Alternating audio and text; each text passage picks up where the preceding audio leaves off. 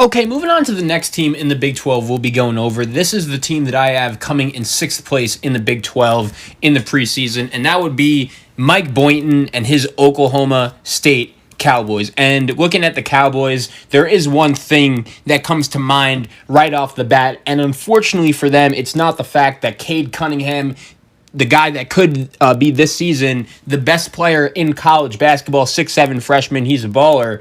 He comes to Oklahoma State, but the one thing that when you look at the Cowboys, you're going to notice is that, unfortunately, they're not going to be eligible for the NCAA tournament because of Lamont Evans and the FBI nonsense, and it could have resulted in serious roster carnage, but at the same time, the entire team stayed together, including Cade Cunningham. And to me, that says a lot about where this program is.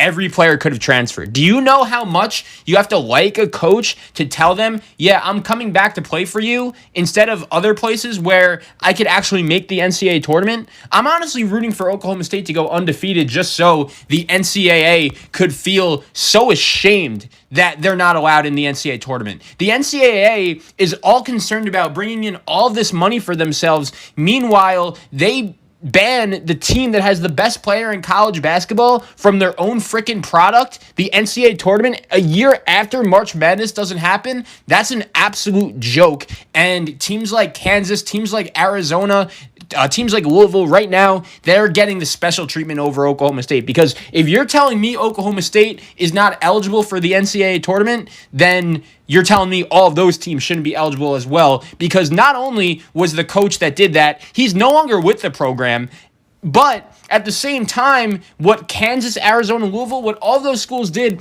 is just significantly worse than what Oklahoma State did, and it's absolutely ridiculous. But anyway, I wanted to get that off my plate very quickly.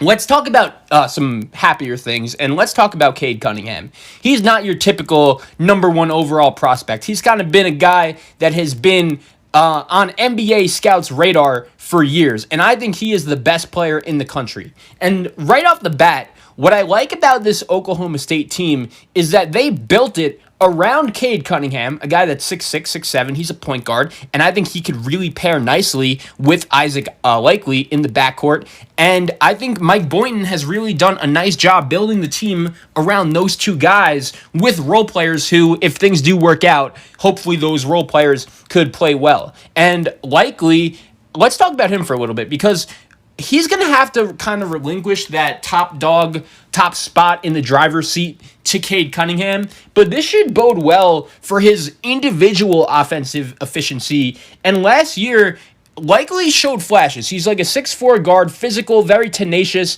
and he's kind of like Marcus Smart. He was shot out of a cannon to open last season. Oklahoma State, if you remember, started 7-0, and they beat Syracuse, they beat Mississippi.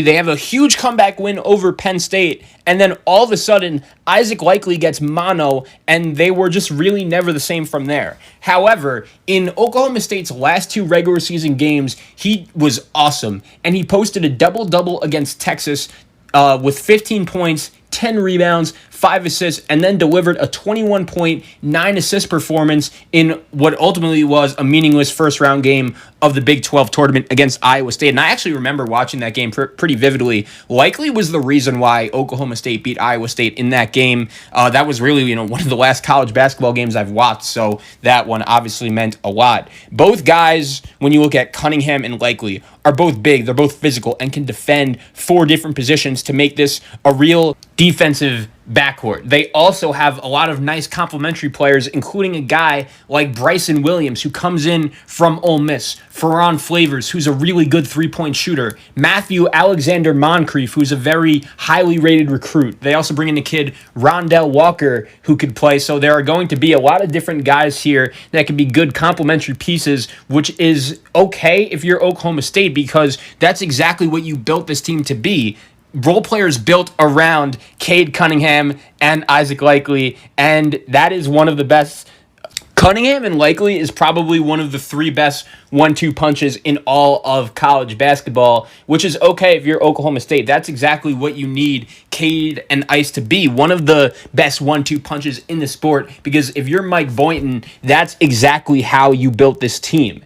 An accomplished senior class, though, does leave. Cameron McGriff, Lindy Waters, Thomas DeZagua. So there is a lot of space to be filled in the role player department. Knockdown shooters to surround Likely and Cunningham are in high demand, and I like the kid they brought in, Ferran Flavors. He seems to be just what the doctor ordered. This kid is a career 38% three-point shooter on over 450 career attempts, which includes a scorching hot 45% last year. This guy is a pure catch and shoot specialist, and Favors, I don't think, couldn't have picked a better spot to showcase his talents and his abilities. So I like that pickup, bringing in Ferran Flavors. Rondell Walker should crack the primary rotation as well. He's a slender combo guard with a solid jump shot. His rookie destiny is a high upside utility man. And the only issue I see for Oklahoma State a little bit is that they're thin up front. Kayla Boone is going to start at the 5 with Yor Ane gone.